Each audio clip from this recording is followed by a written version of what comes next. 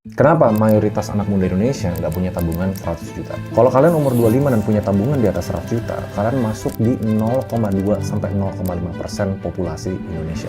Ini data per November 2024. Tabungan rumah tangga per rekening bank cuma 4 juta rupiah. Kenapa mayoritas anak muda Indonesia nggak punya tabungan 100 juta? Hal pertama yang harus dipatahin adalah ekspektasi psikologis yang muncul dari sosial media. Jadi pertama yang harus ngerti itu yang namanya literasi keuangan. Tahun 2023 OJK keluarin tingkat literasi keuangan Gen Z. Itu tuh cuma 44%. Jadi literasinya udah buruk, habitnya yang kebangun karena influence social media itu nggak memposisikan mereka untuk punya finansial yang sehat. Dan itu problemnya di Indonesia. Karena lapangan kerja formal kita itu terbatas, ada aspek pemerintah gagal membangun lapangan dan ketenaga kerjaan yang bisa menyerap warga-warga muda di Indonesia. Bisa nggak punya 100 juta di umur 25? Bisa. Bahkan kalau kalian nggak terprivilege di lingkungan yang memudahkan kalian untuk nikmati. Tips nomor 1 adalah yaitu mulai lebih muda. Starting early berarti ngambil kerjaan-kerjaan informal. Misalnya kalian dari SMP, SMA, atau kuliah, mulai ngebangun skill-skill digital, dimana kalian bisa mulai